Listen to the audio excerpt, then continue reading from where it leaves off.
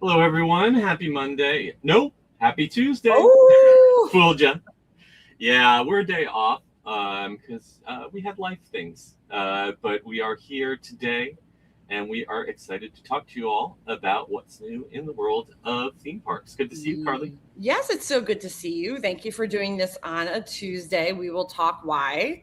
I was not available yesterday, but I went to a Yes. fun theme park, so Yes, excited I'm to so share. excited to hear about it. And I'm also excited to check in with our friends in the chat. Orange Yes. Blossom and Tails, first in, welcome. Give just another few seconds for some more people to join in. And you know what? I am going to remove my Invisaligner so I can actually talk. Pardon me. Oh my Lord. That Invisaligner does not sound I fun. just, I, I can't work my tongue around the top. The bottom I'm fine with, but the top just interferes with my tongue, and now I can talk a little better. Exactly. At Do you least think my it'll tongue, ever get better? at least my tongue works. I can't vouch for my brain this morning. All right. We got a few folks watching, so why don't you say we kick this thing off Yep. in 3, 2. Please lower your head and watch your step while boarding. Welcome to the Attractions Podcast. You are all clear for dispatch. Have fun. Hello. Hello, everyone, and welcome to the Attractions Podcast, sponsored by MEI and Mouse Fan Travel. I'm Seth. And I'm Carly. And we are here to talk to you about the latest and greatest in theme park news and more, as well as what's going on in our own lives. Carly, we are here on a Tuesday because you had an exciting Monday. What were you up to over the holiday weekend? Yeah, so happy 4th of July. I hope everyone Thank you. had a great You too. and safe weekend. I actually was in Atlanta. I had a friend playing a concert there. So I was like, you know what? This sounds fun, something different to do. Got to go to a Braves and Mets game at Truist Park. The nicest people I've ever encountered at a stadium event. Oh, so awesome. People are so nice. I've been to Atlanta plenty of times. I just had never had this type of weekend where every single person we met was like salt of the earth gem. So I'm like, I can't wait to go back. But also because you and I have our Six Flags pass that goes to all the parks, I had to go to Six Flags over Georgia. I have only been there once, and it was many years ago. So what's the park like now? Yeah, absolutely. I had also only been there once. So this is my only second ever time going. We went on July 6th, which is the Monday after 4th of July. And let me tell you, what a great day to go to a park. There was no one there. Like walk on, no one there. It was absolutely amazing because, you know, we didn't buy the fast lane for just, you know, a few hours. Monster Mansion was sadly closed. Oh, so that's the one thing I'd really want to see. Yes, I was a little sad, but there's a few other great rides and historic rides. So that saved the day. Great American Scream Machine, obviously. Yes. Iconic, historic coaster. Definitely gets harder as you get older. Oh my gosh. I remember it being a pretty rough ride. Yeah, I was like, whoa, I might throw up. But it's such a fabulous ride. And just that park gives a little bit of Dollywood vibes in the way that's built into this beautiful nature and whatnot. It's just so pretty. And then another ride that I really, really like is the Battle for Metropolis. That's the Justice League ride. And that's a Sally Dark ride. As you know, it's in 8 Six Flags. I've done it out in Magic Mountain. Yeah. I absolutely love that ride. And it still hits. It's a solid. They got rid of the 4D, which I'm happy about. I don't want to wear the glasses.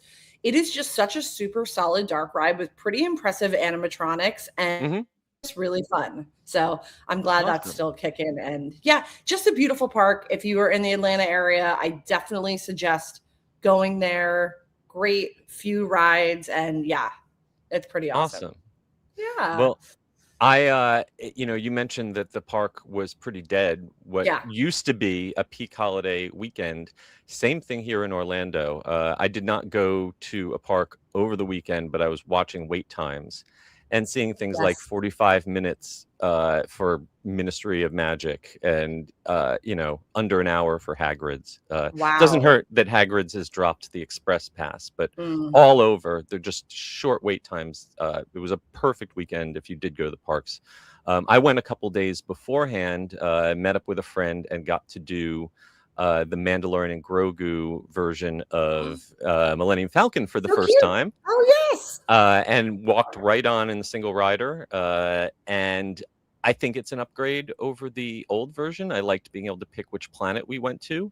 But honestly, like, I find the whole thing with Grogu even more chaotic and distracting, because now, like, the button lights up, and every time you light it up, Grogu pops up and burbles at Yes. you. But Okay, I don't so- know what I'm doing. I don't know what that Yes. means. So that's the number word that I had a great time on it. I think it's really Yeah. fun. Kids love it. Distracting is the main takeaway I took, because I spent the entire time I looking have to the side. no idea what happened out the front window. Yes. No Okay. clue. And I know, like, Grogu's so cute, so your eye is going to naturally start looking at him. Exactly. But I only wrote it once. I didn't pay attention to anything because I kept saying, Yep. "Oh, it's Grogu. Grogu. He's Grogu. here," and I'm Grogu. just looking at Grogu, not sure. I don't what know my if I'm mission's getting there. points when I tap Yes. it. I don't care. It just so But he's so that cute, so that whatever. was fun. But yeah, short wait for Muppets. Walked on to Rise of the Resistance using single rider. Great day in the parks. And tonight I am very excited to be heading over to Epic Universe. I am going to be attending the opening night tonight of the Nighttime Spectacular. First time Amazing. they've had regular fireworks, as they did a special fireworks show on 4th of July, and we saw that in the past around the grand opening. But this first time we're going to have nightly fireworks, and I'm really excited that they invited me out to watch it. Seen some I of the cannot wait to hear all of your thoughts on this. Very excited. The same time this is happening, though, I noticed they have made a little adjustment over at Bar Helios. Shout out to Bio Reconstruct for noticing this. You can now go up to Bar Helios between 4 and 8 p.m. For free without a reservation. But when it hits 8 p.m., it's reservation only. And that's to avoid that space getting overwhelmed for people trying to watch it. Yes. So. It makes sense. I will say, this is a theme park that was designed to be taken in the night. It's absolutely beautiful. Yep. And really, the only time I've experienced it at night is looking out my hotel window. Speaking of experience at night, we have breaking news this morning. Yes. This wasn't even on our show notes, but I had to throw it in because they just announced today the Epic Universe is going to have 2 Universal nights coming up in October, the 3rd and the 17th. And it will be a limited admission hard ticket event between 9 p.m., which is when the park closes to normal guests, and midnight. You will have unlimited complimentary snacks and drinks, entertainment, and access to the attractions.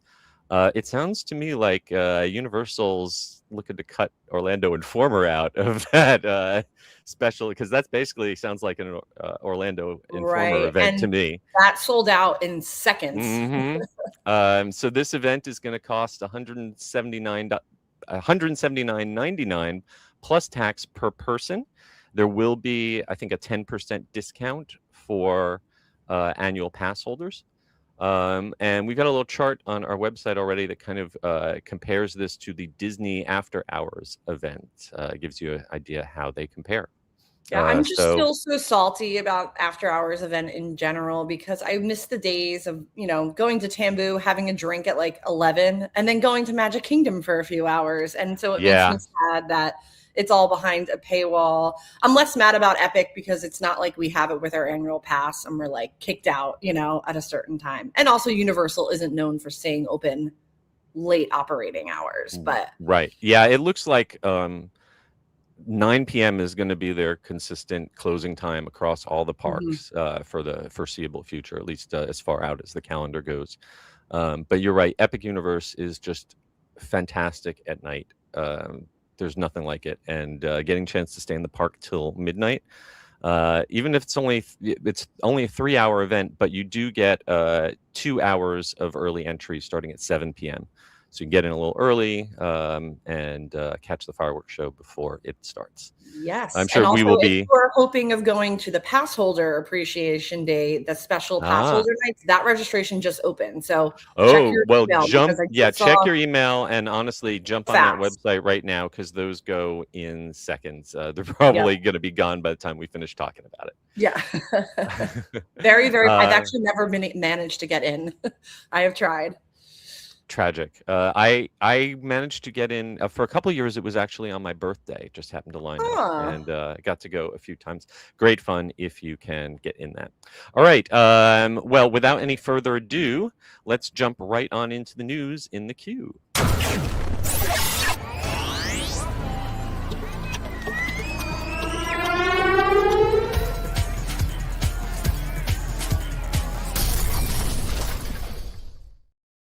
All right, first up in our news in the queue, we have been talking so long about Pokémon coming to a theme park. It's finally happened, yes. but maybe not where you expected.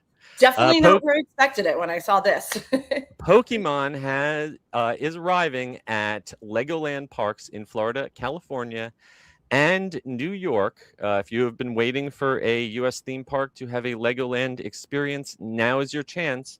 It is part of the Lego Festival awaiting in Lego parks this summer.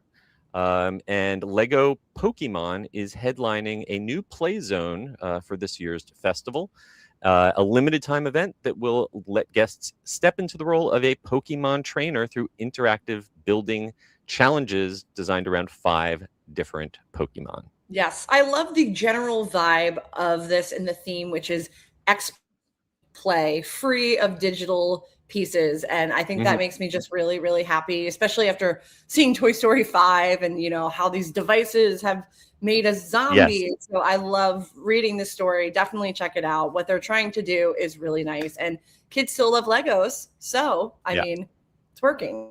Yeah, and of course there is a mercenary component to this. This is tied into the new Lego Pokémon series using Lego Smart Play technology. And as you mentioned, this is Lego's attempt to make a toy that is high tech but screen free.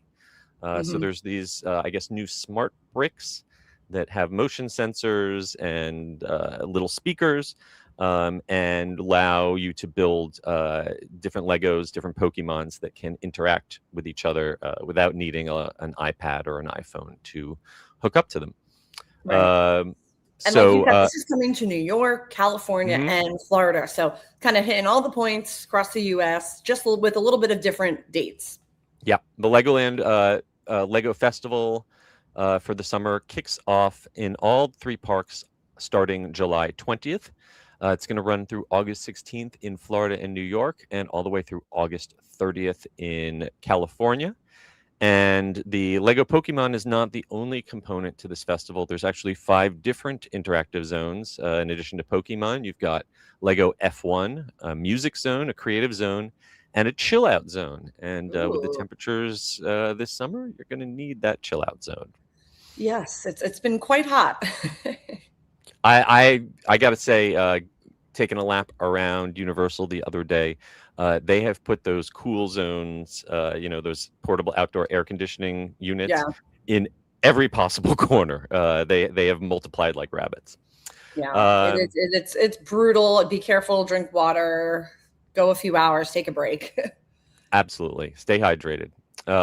So if you are headed out to Legoland later this year, we've also got a complete guide to Brick or Treat 2026 up at our website. And you can read all about the Pokemon fun coming to Legoland in our article at attractionsmagazine.com. Next up, we are headed to one of your favorite places. Dollywood is amping things up this Halloween with their first ever Harvey's Boo Bash, a 3-night event, their first separately ticketed after-hours event. Shades of Mickey's Not So Scary, for sure. But this is a limited capacity celebration that will give you a chance to experience the Great Pumpkin Luminites, an award-winning walkthrough, select attractions, including the new Night Flight boat ride, along with trick-or-treatings, meet and greets, dance parties, and more. Yes. I mean, I'm just so happy for Dollywood because they've really kind of introduced these amazing experiences that major theme parks are doing at a regional level. And the best example is Run Dollywood. That was their first ever one this spring. I cannot tell you, it was the most well-run event and organized with zero hiccups, no transportation issues, nada. It was absolutely perfect. And I think that obviously gave them the confidence to do a second one this fall. There's one happening in September. And then to try something like this, which I think will be a massive success. Yeah, absolutely. I love to see Dollywood, watching what the other big theme parks do and then doing it a little bit better, and Dolly Neon style. Nights. Yes, they introduced Neon Nights this year at Splash Country. So it is all working out, and I'm just tickled by this. And if you haven't seen the Great Pumpkin Luminites, it is really magical. So I think that will be enticing enough to go to this event. But they also are taking cues from other events that we know with, the street with characters, the candy collection stations. This is a wonderful idea. Really happy about it. Honestly, if you go through the list of things that are available and compare it to something like Oogie Boogie or Mickey's Not So Scary, there's a lot of similarities. I think one big difference here is that in addition to free soda refills throughout the event, you get complimentary themed kettle corn. So that is a big win over just plain old popcorn. Of course, there'll be exclusive food and beverage and merchandise to purchase. This is happening on October 16th, 23rd, and 30th. It takes place from 9 p.m. to midnight. And during the day, you've got Dollywood's Harvest Festival, which is a family-friendly event included in your regular admission. Folks who are purchasing tickets to Harvey's Boo Bash can get into the park as early as 6 p.m. So that's a 3-hour mix-in. And tickets are now on sale for this. So the one question I have is, who's Harvey? That I need to figure out. I think he might be one of the pumpkin characters that have been around for a while. I need to deep dive the lore. Yeah. So according to our article, I had to read this to figure it out. Harvey is Dollywood's pumpkin mascot. And he was first introduced as the face of Great Pumpkin Illuminates a little while back, and he appears throughout the fall festival in decorations, entertainment, and merchandise. He's finally getting to headline the event named after himself. And I guess, is this like Dollywood's equivalent of Little Boo? I think it's Dollywood's Little Boo. And, okay. My favorite part about this announcement is that just tucked in there, it says you will get on Night Flight Expedition. Yes, we promise. Following the lore, it has been delayed and delayed and delayed. And now they're saying, I believe the president said mid-August is the goal. So that makes me really excited because they must be confident that it will be open by then. Otherwise, they wouldn't include it in this. So I got really excited about that. So I'm hoping August, maybe September, the latest, we will get to ride groundbreaking, brand new ride, which is so exciting. Yeah, it is super exciting. If anyone in Dollywood PR is listening, please invite me out. I really want to ride this. Yes. It looks fantastic, and the fact that they promise that it will be ready for this event makes them think that, even though it's been delayed, all the bugs will hopefully be well worked out by mid-October. I just had a fabulous idea. We should pitch them a live podcast from Amen. There. You can go. That would be great. All right. Well, you're on a first-name basis with them, so huge news when this attraction opens again because it is a first of its kind ride. So I cannot wait personally to go on it. All right. So if you want to jump in on this, tickets start at only $129.99, which, as we've been talking about, that's cheaper than a lot of these other after-hour events at other parks. And season pass holders and folks who are staying at Dollywood's resort hotels save $5. Pretty sure with only 3 nights planned, this is going to probably sell out. Hopefully it's a test to see if they can expand it in the future. Absolutely. I mean, I think the Dollywood seasonal events are a reason people visit the Smoky Mountain area. And so this is your way, instead of buying a day ticket, because a lot of these people have probably been to Dollywood many times before and been on everything, and they want to go just for this. I think that's a really attractive price and event to get you to come. Absolutely. Please, Dollywood, invite us. Yes. All right. Next up, we are heading to Abu Dhabi, where Warner Brothers World has revealed some new details about two new DC comic attractions that are bringing Superman and Lex Luthor to one of the world's best fully indoor theme parks. I'm reading this. I still am a little upset. As you know, I was supposed to go last year for the Disneyland announcement, and all of my flights were canceled, and I was on the very last one that would get me there in time, and I was supposed to spend a week and go to this park. So upset, but this sounds like a reason to plan in the future, maybe 2028 when this new ride opens. Yes, we've got two new rides. The first one is opening in days. It's opening on July 26th of this year, and it is called Kryptonite Collider.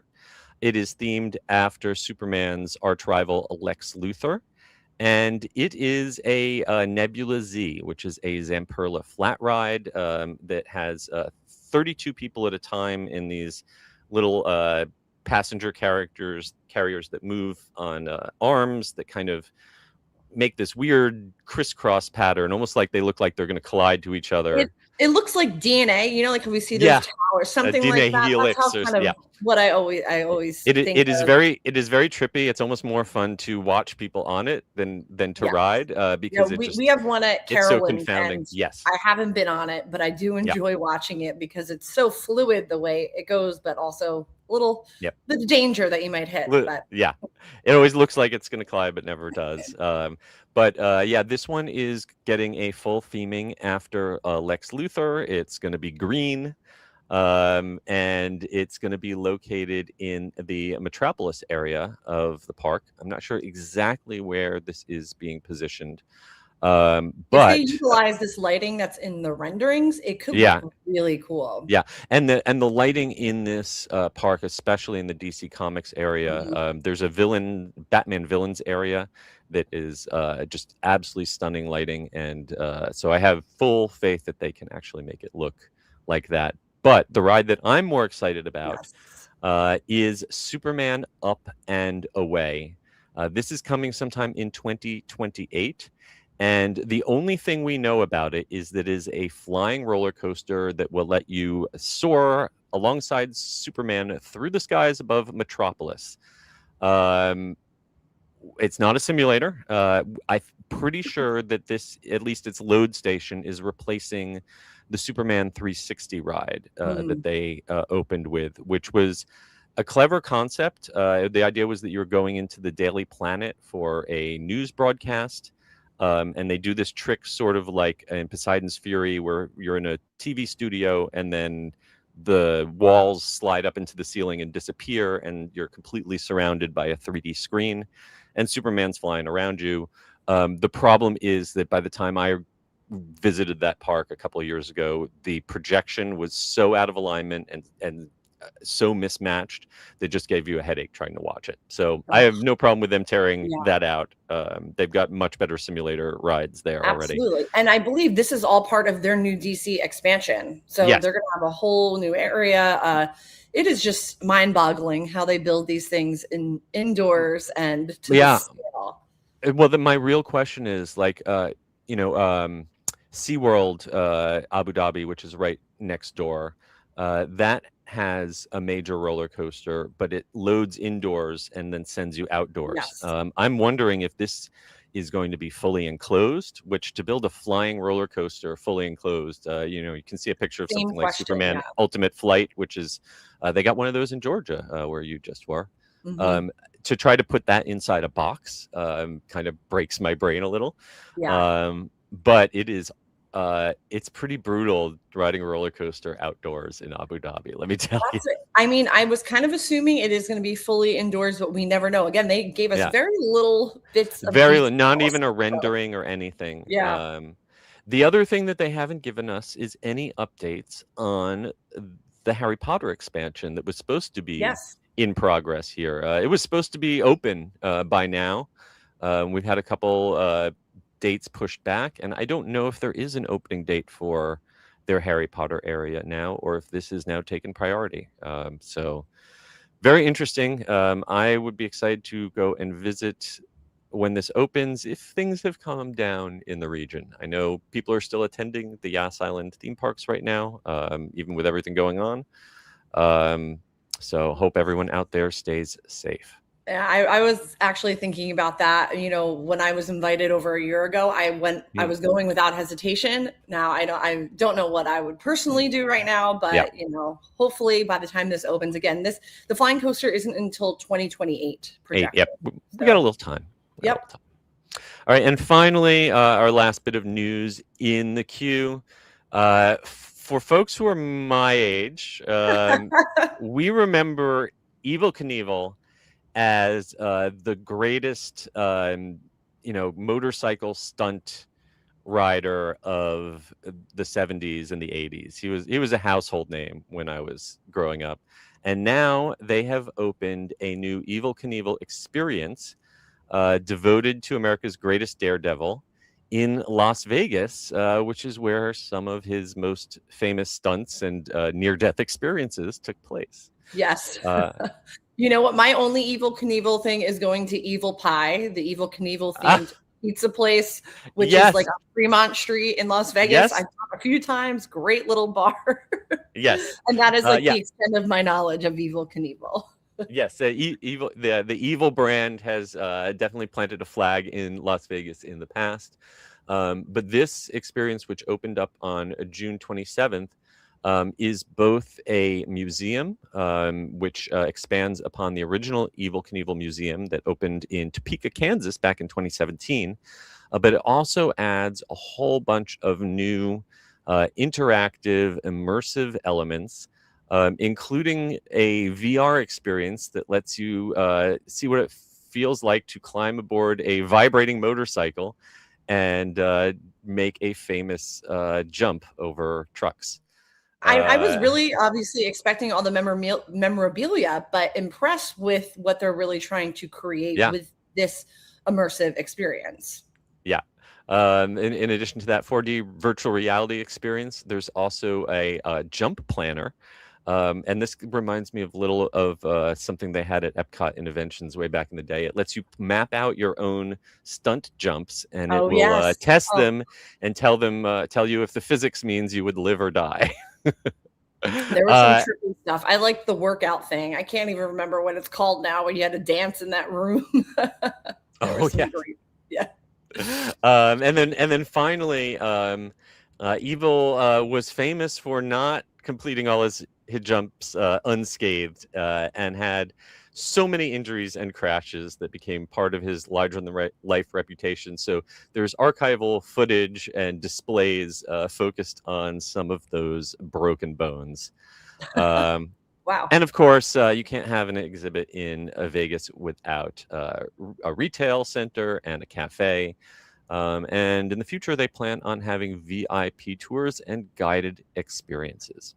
I think what I really took away from this is the price, which is actually much more affordable than I thought it would be. Yeah. Because if you've gone to attractions in Las Vegas, you know that they are very expensive, and they make going to Disneyland seem cheap, because everything adds up. It adds up because you're paying a lot for a little. Yep. Yeah.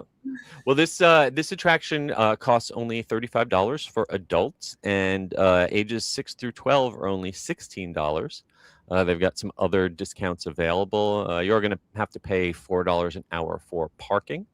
Not too bad, yeah. But this is located on 1st Street in the Las Vegas Arts District. It's a few blocks away from Fremont Street, but there's a lot of great little museums, cafes, kind of experiences that you don't expect to find in Las Vegas. So if you're there, get off the Strip, get off the Fremont experience, and check out some of the real Las Vegas. Yes. Just map out where you're going ahead of time because some of the neighborhoods neighboring the arts district are not all that great. Yes. Take Uber, rideshare. Yes, good choice.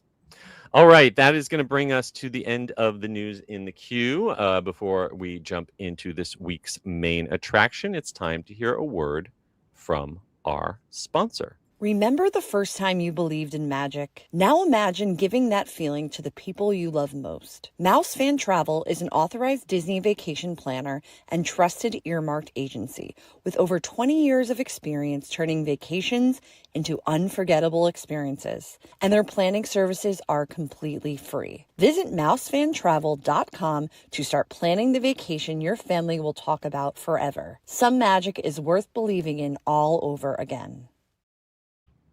Bringing you your top news story of the week. Whether from your backyard or from around the world, it's time for the main attraction.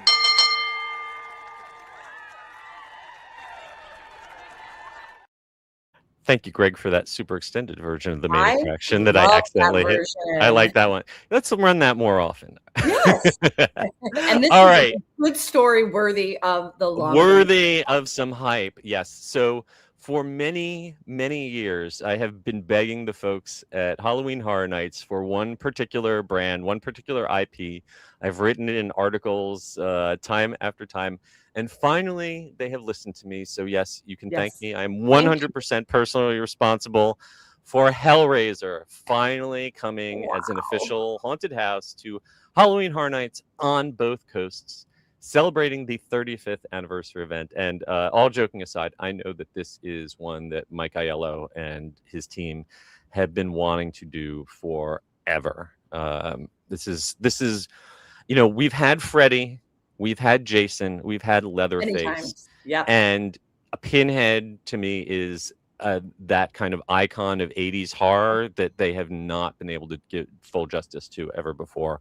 And I'm so excited, not just the first film, but the first 3 films, which if you're a Hellraiser fan, it's basically the first 3 films count.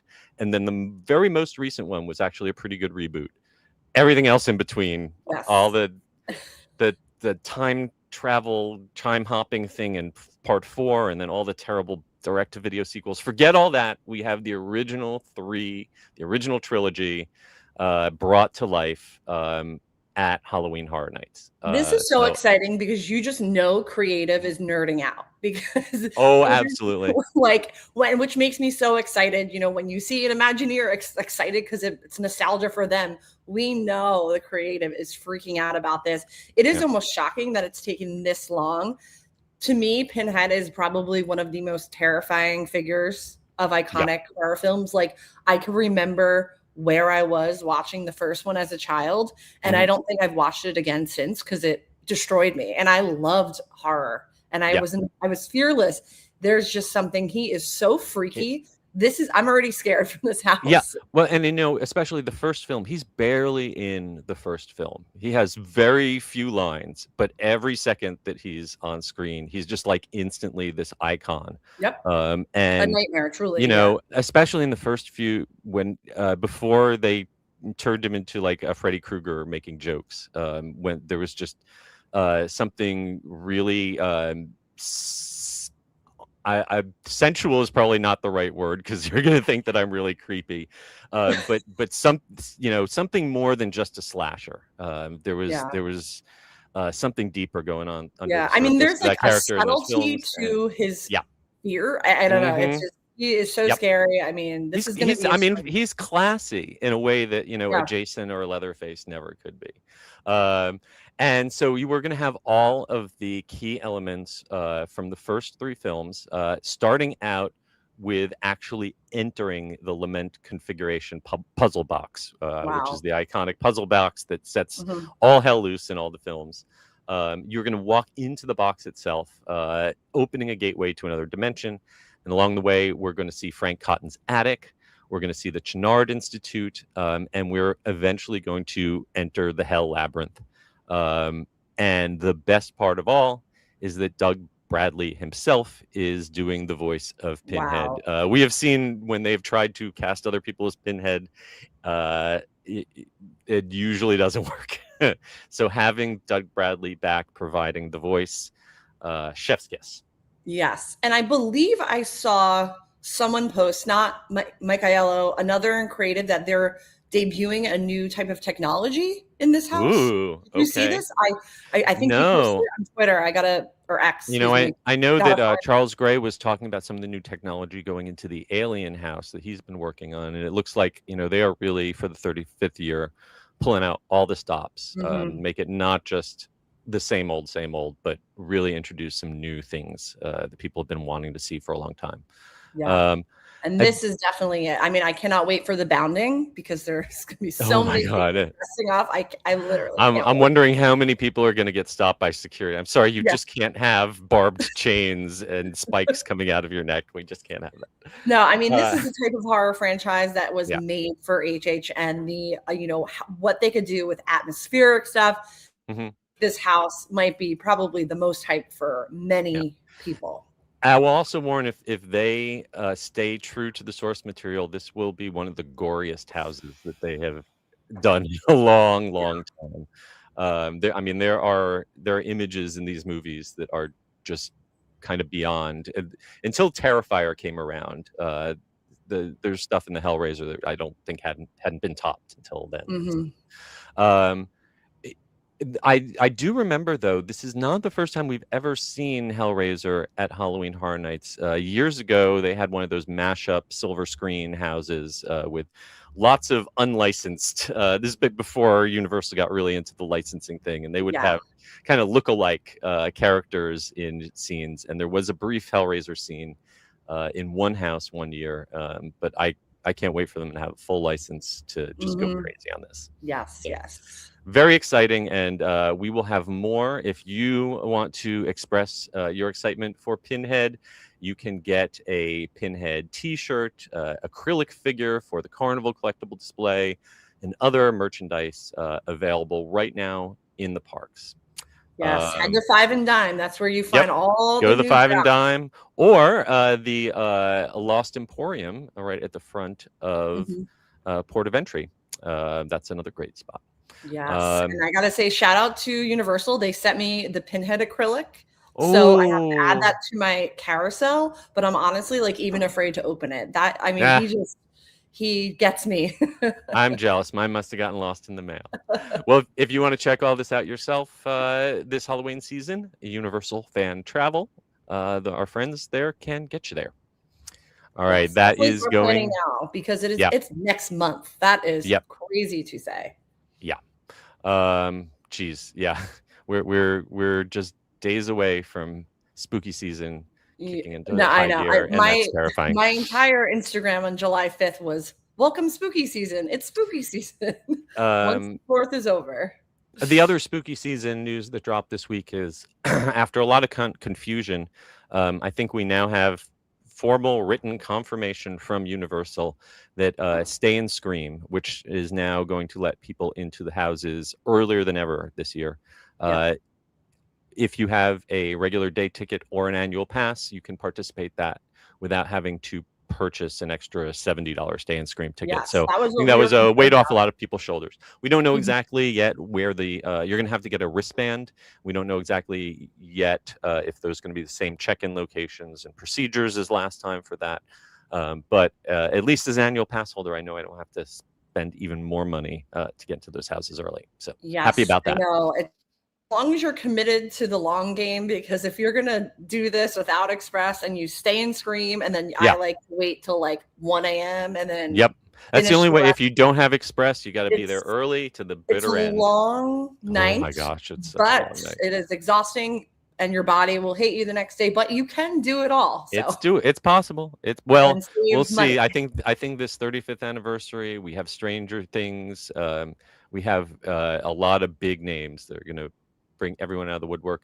My biggest question is Frequent Fear, and will it have Express? Still waiting to hear on that. So we'll keep you posted for sure. Well, before we wrap this up, let's take a look back at some of the comments. Michael Bingham checked in a little bit late. It's okay. You're busy in the queue for that pass holder party, and Looks like you Yay! got a reservation. Good So job. congratulations. I hope you enjoy that. I've been to it before. It's a lot of fun.